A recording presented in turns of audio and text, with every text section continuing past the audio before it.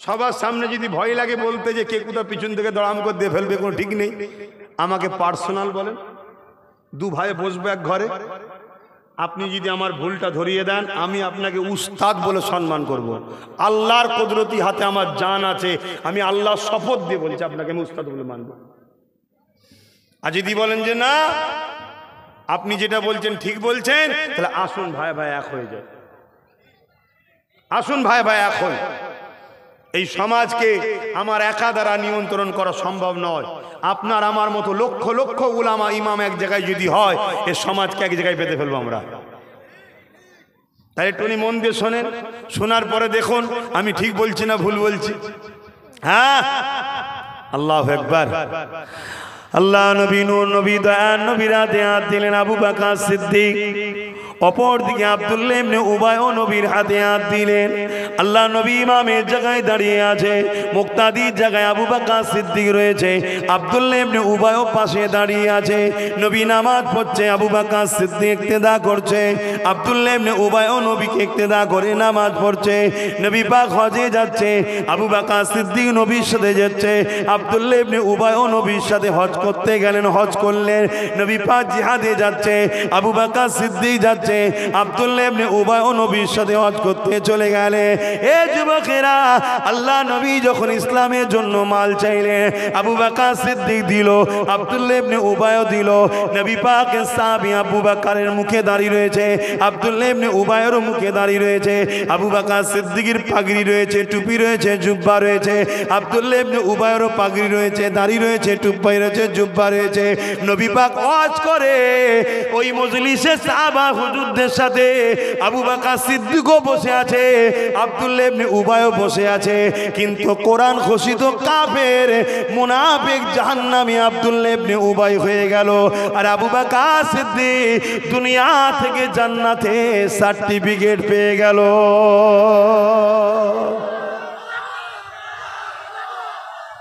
কারণ কি?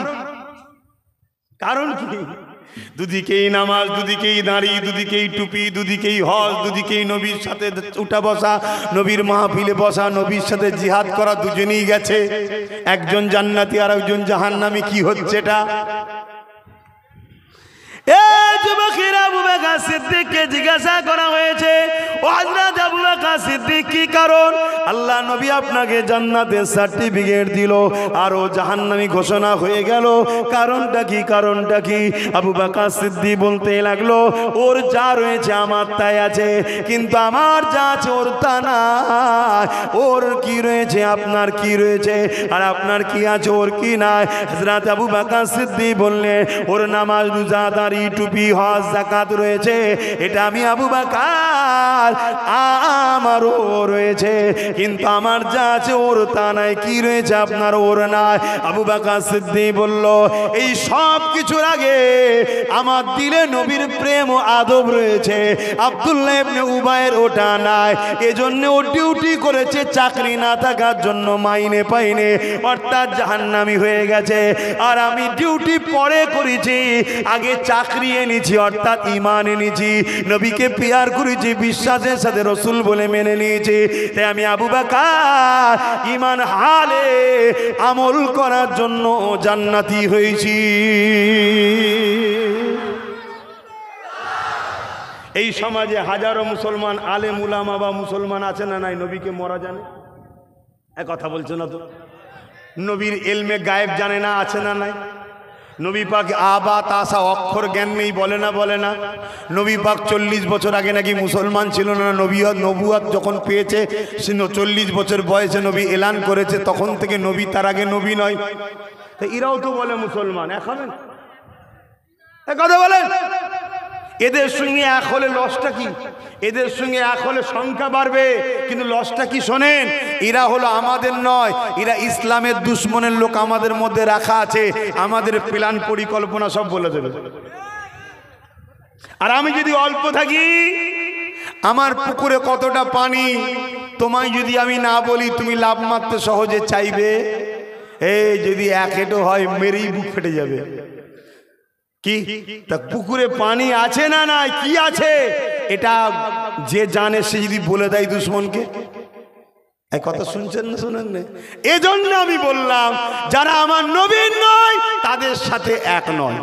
যে মুমিন মুসলমানগুণ আমার নবীর, তার জীবনে যদি ভুলও থাকে, অন্যায় থাকে, প্যান্ট শার্ট পরা দাড়ি চাচাও যদি হয়, তার সাথেও মিশবো। তাকে বুঝিয়ে বুঝিয়ে জুব্বাওয়ালা নামাজি দাড়িওয়ালা বানানো যাবে, কিন্তু দাড়ি টুপি রেখে কোরআন দেখিয়ে হাদিস দেখিয়ে বুখারী পড়াই তাফসীর কারক দেখিয়ে যদি রাসূল দিলে না থাকে, ও বেঈমান মুনাফিকের সাথে মিশা যাবে না। শুনছেন না শোনেন না? এখন নতুন করে আমার দাদা হুজুরের সিলসিলার মধ্যে একদল মুনাফিক বেরিয়েছে। কিরকম জানেন? খারাপ নেবেন না, বলবো। মসজিদে যখন ঢুকবে তখন বলে আমি তো বড় হুজুরের মুরিদ, আমি তো ছোট হুজুরের মুরিদ, আমি তো সাইফুদ্দিন হুজুরের মুরিদ, দাদা হুজুর জিন্দাবাদ, পাঁচ হুজুর জিন্দাবাদ। ঢুকার সময় ঢুকে গিয়ে গ্রামে কিছু ইয়ং ছেলে থাকে না, ইয়ং ছেলে যদি মৌলী সাহেব কাঁধে হাত দিয়ে একটু ফুচকা খায়, ইয়ং ছেলে কি ভাববে? আমার কপাল খুলে গেছে, আরে মৌলানা আমার কাঁধে হাত দিয়েছে। এই আমি আমার কথা বলছি, এখন যদি কাউকে ডেকে বলি একটা সেলফি তোর সাথে তুলবো, ও তো আমার তো মনে হয় ওর পায়ের তলার মাটি থাকবে না। হুজুর আমার সঙ্গে ফটো তুলেছে, ও পাগলা হয়ে যাবে, সারাদিন খাবেই না। কি গো ভুল বলছি? কিন্তু এটা কি হুজুরের কাজ? এটা হুজুরের কাজ, ওটা নওশাদের কাজ। কথা বুঝে আসছে না? ওকে করতে হবে, কথা বুঝে আসছে না? তা মৌলী সাহেবের কাজ দেখি ওটা। এই তুই তো ইমাম সাহেব, তুই কাঁধে হাতে ফুচকা খাচ্ছিস কেন? তোর তো সম্মান দেখবে, তোর মুসল্লি তোর জুতো ঘুরিয়ে দেবে। খারাপ নেবেন না ভাই, আলেমের সম্মান আল্লাহ দিয়েছে। এটা তাহলে আলেমদের নিয়ে বলতে লাগে, তাই তো নাকি? কিয়ামতের দিন আলেমদের ঘরে আল্লাহ বলবে তোমরা এই কঠিন রোদের ময়দানে মাশরে থাকতে হবে না, যাও জান্নাতে চলে যাও। জোরে বলুন সুবহানাল্লাহ। ওই সময় একদল লোক যারা দুনিয়ায় ওই আলেমদের সঙ্গে উঠা বসা করতো, তারা দেখবে রে আমাদের মৌলানা রে, আমাদের হুজুর জান্নাত চলে যাচ্ছে, ধরবে অমনি। আমি ছোট করে বলতে চাইছি, বিস্তারিত বলতে গেলে সময় লাগবে।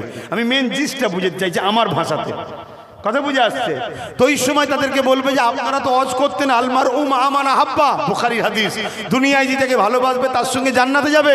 তা আমরা তো আপনাদের ভালোবাসতাম, রোদে বসে বসে ওয়াজ শুনেছি, যেখানে ডাকতেন সেখানে যেতাম। আপনাদের সঙ্গে থাকার জন্য আমার কাজ বন্ধ হয়েছিল, টোটো চালানো বন্ধ করে দিয়েছিল, মিথ্যা কেস দিয়েছিল, তথাপি আপনাদের পাশে দাঁড়িয়েছিলাম।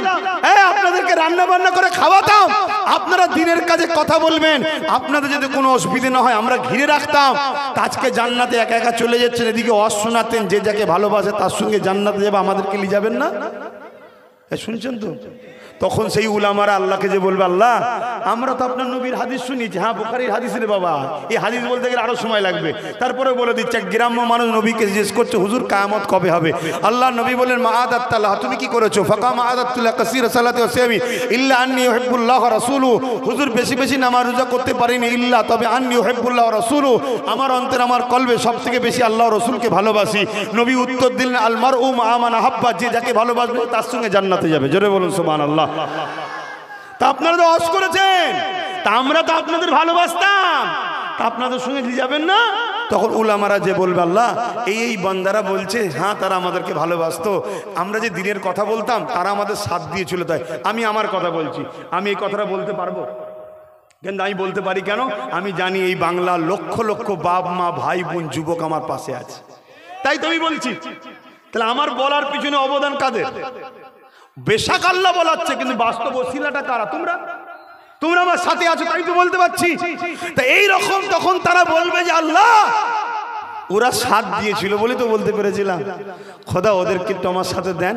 আল্লাহ বলবে ফারিস্তা সাদ্দাকতা, আমার বান্দা ঠিক বলছে, যাও যারা যারা দুনিয়া আমার হাক্কানি উলামাদের সঙ্গে বন্ধুত্ব রেখেছিল তাদেরকে নিয়ে জান্নাতে যাও। জোরে বলুন সুবহানাল্লাহ, আরো জোরে বলুন সুবহানাল্লাহ। অনেকের এই কথা শুনে আবার বলবে প্যান্ট পরে শার্ট পরে গুটকা খাই, নামাজ নেই, দাড়ি নেই, টুপি নেই, চলে যাবে। আরে মাথা মোটা কপাল ফাটা, কাউকে যদি আল্লাহ জান্নাতি দেবো বলে তার প্যান্ট কাল খুলে যাবে, জুব্বা চলে আসবে, পায়জামা চলে আসবে, দাড়ি নেই কাল দাড়ি এসে যাবে, নামাজ নেই কাল নামাজ এসে যাবে, রোজা নেই কাল এসে যাবে। আল্লাহ যদি বলে তোকে জান্নাতি বানাবো, ও পরিবর্তন হয়ে আল্লাহ তাকে তুলবে। জোরে বলুন সুবহানাল্লাহ। আর আল্লাহ যদি বলে কাউকে জান্নাত দেবো না, জিহাদে এক সাহাবীর হুজুররা নবীকে এসে বললেন, হুজুর একজন আমাদের ভাই খুব সুন্দর লড়াই করছে, খুব লড়াই করছে, তার তরোয়ালের সামনে কোনো জালিমরা দাঁড়াতে পারেনি। আল্লাহ নবী বললেন ও জাহান্নামী। শুনছেন না শোনেন না? সাহাবা ভাইরা অবাক হয়ে গেল। লাস্টে যখন মৃত্যু হলো দেখা গেল ও নিজের তরোয়াল দিয়ে নিজের জানকে আত্মহত্যা করলেন। কেন? সে কষ্ট সহ্য করতে পারেনি। তাহলে সারা জীবন করার পরেও আল্লাহ যদি বলে তোকে জান্নাত দেব না, শেষটা ধ্বংস হয়ে যাবে। আর আজকে তুমি যাকে প্যান্ট শার্ট পরা দাঁড়িয়েছে তা দেখছো, হতে পারে আল্লাহকে যদি ভালোবেসে লাই। কেন গুস্তাখে রসুল নয়? এই তোরা গুস্তাখে রসুল, তোরা নবীর দুশ্মন। আল্লাহ চাইলে এদেরকে পরিবর্তন করতে পারে। জোরে বলুন সুবহানাল্লাহ, বলুন ইনশাআল্লাহ। এই যে গাছগুলো দেখছেন, গাছ এর দেখুন ডালপালা কত হয়ে আছে দেখুন। আবার একটা একটা গাছ দেখুন ডালপালা কম, আবার একটা একটা গাছ আছে যার ডালই নেই, সেই দূরে দেখুন মনে হয় ডাল কেটে ফেলেছে। শুনছেন না শোনেন না? আচ্ছা বলুন তো ভাই, যে গাছটায় ডালপালা বেশি ও বেঁচে আছে, যে গাছটায় ডালপালা কম ও বেঁচে আছে, যেটাই ডালপালা নাই, একটাও ডালপালা নেই, সে গাছটা কি বেঁচে থাকতে পারবে না? জোরে বলুন। তিনটে গাছই বেঁচে আছে। কেন বেঁচে আছে? বেঁচে আছে কেন? আরে আল্লাহ তো বাঁচিয়েছে, কেন বেঁচে আছে? তার মূলটা ঠিক আছে। তিনটে গাছেরই মূল ঠিক আছে, ঠিক না বেঠিক গো? এখন যে গাছটাই সব থেকে পাতা ডাল বেশি, ওই গাছটার গোড়ায় যদি গরম পানি দিয়ে মূলটাকে মেরে দেওয়া হয়, ওই গাছটা থাকবে সারা জীবনের মতো থাকবে। আর কিন্তু বাকি দুটো গাছ, যে গাছটায় অল্প ডাল, কালকে ডাল বেশি বাড়তে পারে না, যেটাই একটাও ডালপালা নেই, কালকে ডালপালা গজাতে পারে না। কেন? ওর মূল আছে। এই গাছগুলো হলো আমরা, এই গাছগুলো আমরা। আজকে কারো অল্প ডাল আছে, কারো একেবারেই হয়তো ডাল নাই। যদি মূল থাকে ডাল গজাবে, অর্থাৎ ঈমান যদি থাকে, ডালপালাগুলো হলো নামাজ, রোজা, হজ, যাকাত, কালকে গজাবে। আর যেটা হলো সব থেকে ডালপালা বেশি, ওর গোড়ায় গরম পানি, তার মানে ঈমান বেরিয়ে গেছে, একেবারেই শেষ। এ শুনছেন তো নাকি? বোঝাতে পারছি তো নাকি? তাহলে মূল কোনটা, চাকরি না ডিউটি? আগে চাকরি পাওয়া না আগে ডিউটি করা? তা আগে ঈমান আনো, তারপরে ডিউটি হলো নামাজ, রোজা, হজ, যাকাত, দান, খায়রাত। কথা মাথায় ঢুকছে? তাহলে মনে রাখবেন আমি কি বললাম। দুটোই দাড়ি, দুটোই টুপি, দুটোই নামাজি, দুটোই রোজাদার, দুটোই হজ, দুটোই সবকিছু। একটা যাচ্ছে জাহান্নামে, একটা যাচ্ছে জান্নাতে। নবী বললেন আমার উম্মতদের মধ্যে ৭৩ দলে বিভক্ত হয়ে যাবে, ৭২ জাহান্নামী হবে, একটি দল জান্নাতি হবে। ইয়া রাসূলুল্লাহ, হাবিবাল্লাহ, ওই ৭২ দল যে জাহান্নামে যাবে, তাদের মধ্যে কি কোরআনের শিক্ষা থাকবে না? হাদিসের শিক্ষা কি থাকবে না? তাদের মধ্যে কি উলামা থাকবে না? নামাজ, রোজা, দাড়ি, টুপি কি থাকবে না? আল্লাহ নবী বললেন সব থাকবে, তারপরও জাহান্নামে যাবে। যেমন ধনুক থেকে তীর বেরিয়ে যায়, সব থাকার পরও ইসলাম থেকে বেরিয়ে যাবে। ইয়া রাসূলুল্লাহ, কেন কেন কেন? এ যুবক মন দিয়ে শোনো। তখন নবী আমার জানিয়ে দিলেন, তাদের অন্তরে আমি রাসূলুল্লাহ আমার খাইয়া থাকবে না, আমার আদব সম্মান ভালোবাসা থাকবে না, এই জন্য সব থাকার পরও জাহান্নামী হয়ে যাবে। তাহলে বলুন তো দেখি, ওই ৭২ দলের সঙ্গে কি এক হওয়ার দরকার আছে? আমি তো এটাই বলছি যে এক হতে হবে। কিন্তু যার দিলে নবী আছে, সোনা অরিজিনাল না ডুপ্লিকেট চেক করতে গেলে কি লাগে? কোষ্টি পাথর। তা দুটোই মাওলানা, দুটোই নামাজি, দুটোই দাঁড়িওয়ালা, দুটোই রোজাওয়ালা, দুটোই মুসলমান। এটা অরিজিনাল না ডুপ্লিকেট চেক করতে গেলে মোহাম্মদ রসুলকে লাগবে। জোরে বলুন সুবহানাল্লাহ। অর্থাৎ ওর দিলে দেখো নবী কোথায় আছে। শুনছেন তো? তাহলে আমি বলুন কিছু ভুল আজ করছি, একটু হাঁকি না বলুন। যদি ভুল করি উলামারা বলুন শিখেলি, আর যদি বলেন যে না, তাহলে আমি বলবো আসুন। এখন আমার দাদা পীরের সিলসিলাটাকে টুকরো টুকরো করার একটা প্ল্যান চলছে। কেন? এই যে একচেটিয়া আজকের দিন পর্যন্ত 85টা মানুষ, 100-র মধ্যে 85টা মানুষ দাদা হুজুরকে এখনো ভালোবাসে। জোরে বলুন সুবহানাল্লাহ। এই একতা থাকলে যেদিকে যাবে 85 জন যাবে। তাহলে ইসলাম বিরোধী, ইসলামকে ধ্বংসকারীদের ভয়ের কারণ না কারণ নাই। তাই টুকরো টুকরো করে দাও। কিভাবে করছে? মসজিদের ইমাম ঢুকছে ফুরফুরা সেজে, কিছুদিন থাকার পরে ইয়ং ছেলেরা একটা গ্রুপ করে নিচ্ছে, নিয়ে আস্তে আস্তে দাদা হুজুরকে, প্রথম দাদা হুজুর বলছে না, দাদা হুজুরের আওলাদদের সমালোচনা করছে। কথা শুনছেন না শোনেননি? আওলাদদের করতে করতে ওলি আল্লাহদের বলতে বলতে এবারে পুরো আস্তে আস্তে দাদা হুজুরের গুড়া কাটছে। শুনছেন তো নাকি? এরকম চলছে। তাই আমি আপনাদের বলবো, খুব ঠান্ডা মাথায় মনে রাখবেন, দাদা হুজুরের দাবি করলে শুধু হবে না, তার আখলাকে, তার জীবনে যেমন দাদা হুজুর নবীর পাক প্রেমিক ছিলেন, দিবানা ছিলেন, তুমি দাদা হুজুরের মুরিদ আলেম উলামা দাবি করছো, তোমার মধ্যেও যেন নবীর প্রেম আদর্শ পাওয়া যায়। জোরে বলুন সুবহানাল্লাহ। আজকে অনেক উলামা বেরিয়েছে যারা ওয়াজ করতে করতে আমার নবীকে কি বলছে? হ্যাঁ যুবকরা, শুনছো তো নাকি? গরম হচ্ছে না? আরে বাবা, আর কথাই নাই, কষ্ট হচ্ছে। অনেকে আবার বলছে নবী পাক সাল্লাল্লাহু আলাইহি ওয়াসাল্লাম নবীদের শানে বলছে। আমি যদি তোমাদেরকে বলি যে একটা চাকরি দেবো, আগে গরু ছাগলগুলো চড়াও, দেখতে পারি, যদি ভালো চড়াতে পারো তারপরে তোমাকে মানুষ চড়াতে দেবো, এই কথাটা কি তোমাদের শানে বললে পছন্দ হবে? জোরে বলো। নবীদের শানে বললে পছন্দ হয়? এমন বেঈমান উলামা বেরিয়েছে যারা সমাজে বলে বেড়াচ্ছে যে নবীরা নাকি গরু ছাগল চড়াতো। শুনছেন না? শোনেন? বলবেন না নাউজুবিল্লাহ? জোরে বলবেন না নাউজুবিল্লাহ? এরা আবার বড় বড় মাওলানা, বড় মুফতি, বড় বক্তা, এরা মাদ্রাসা করে, এরা মসজিদ করে, কিন্তু এদের মাদ্রাসা, এদের মসজিদে নবীর বিরুদ্ধে শেখানোর জন্য ইসলাম বিদ্বেষী শাসক, অত্যাচারী, জালিমরা ঘরে টাকা দেয়। শুনছেন? সেই টাকা এরা ফুটানি করছে। উদ্দেশ্য একটাই, ঈমানকে নষ্ট করে লিয়া। কেউ যদি আমার নবীকে শুনছ ভিখারির বাচ্চা বলে, ঈমান থাকবে না যাবে? জোরে বলেন। তোমার তো বলা উচিত এটা কি, আল্লাহ নবী গরিবী জিন্দগিকে পছন্দ করতেন। আল্লাহ নবী গরিবী জিন্দগি পছন্দ করতেন। যেমন একটা কেউ নেতা হয়ে গেলে অনেক শান শওকতে থাকতে চায়, আমার নবী দোনো জাহানের বাদশাহ হওয়ার পরেও তিনার মধ্যে কোনো অহংকার, কোনো শান শওকতের লোভ লালসা বা স্টাইলের জিন্দগি করব, যেটাকে আমরা সমাজে দেখি, এরকম ইচ্ছা তিনি সর্বসময় আল্লাহর খুশির জন্যে গরিবী হালতটাকে পছন্দ করতে, যাতে করে উম্মতেরও যদি কেউ গরিব হয় আমার নবীকে দেখে সে খুশিতে গরিবীটাকে সবর করে নেবে। জোরে বলুন সুবহানাল্লাহ। কিন্তু বেঈমান কাফের বক্তা কি বলছে? নবী নাকি ভিখারির বাচ্চা ছিল। যদি বলেন যে মিস্টেক হয়ে গেছে, ভুল বলে ফেলেছে, তো ভুল যদি মিস্টেক হয় তার তো উচিত জাতির কাছে ক্ষমা চেয়ে নেওয়া, যে ভাই আমি সত্যি এটা বোঝাতে চেয়েছিলাম, ওই ভাষাটা বলা উচিত হয়নি, আমি তওবা করে নিচ্ছি, হুজুর আমাকে মাফ করে দেন, ইয়া রাসূলুল্লাহ আমাকে মাফ করে দেন, আল্লাহ আপনিও আমাকে ক্ষমা করে দেন, এটা বলা দরকার আছে না? না, তাহলে তো মিটে গেল। কিন্তু না, এ কথাগুলো বলা হয় ইচ্ছা করে। কেন বলা হয়? কোনো জায়গায় নবীর বিরুদ্ধে কিছু বলবে আর ওখানে যতজন বসে থাকবে ওই কথা শুনে যদি চুপ করে ঘরে চলে যায়, সব কটা বেঈমান হয়ে যাবে। এটা মশলা, সব কটা বেঈমান হয়ে যাবে। কেন? চুপ স্বীকৃতি দেয় পক্ষে। চুপ থাকা কিসের স্বীকৃতি দেয়? পক্ষে।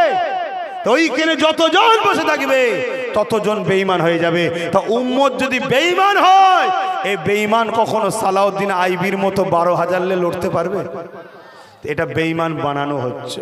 তো যাক, আমি সংক্ষেপ সময় এই এলোমেলো ভাবে বললাম, তারপরে আবার একবার বলবো, ইমাম সাহেব ভাই, উলামা ভাই, আলেম ভাই, যদি আল্লাহর রসুলের পিয়ারা হন, নবী যদি আপনাদের কাছে পিয়ারা হয়, আসুন, আমি দাওয়াত দিচ্ছি, সামনে রমজান মাস, রমজান হয়ে যাক, কেন তারাবি টারাবি পরে, তারপরে শুক্রবার দেখে দেখে আমার বাড়িতে আসেন, কথা বলবো, আপনাকে সময় দেবো, আপনার সাথে কথা বলবো, বলে আগামী দিন আমরা সংগঠিত হই, ঐক্যবদ্ধ হই। উদ্দেশ্য একটাই, আল্লাহর নবীর রেখে যাওয়া দিনকে বাঁচাবার জন্য। আল্লাহ নবীর রেখে যাওয়া দিনকে বাঁচাবার জন্যে। কারণ ইসলাম এখন অরিজিনালও আছে, নকলও আছে। এবার অবাক হয়ে যাচ্ছে যে এই কি বলছে, হ্যাঁ নকল ইসলাম বেরিয়েছে রে বাবা, নকল ইসলাম বেরিয়েছে। আর ওই নকল ইসলামগুলোকেই টিভিতে হাইলাইট করা হয়, আমার নবীর ইসলামকে দেখানো হয় না। আমার নবীর ইসলামের সব থেকে ভালো কাজ হলো ক্ষুধার্ত মানুষকে খানা খাওয়ানো। জোরে বলুন সুবহানাল্লাহ, আরো জোরে বলুন সুবহানাল্লাহ।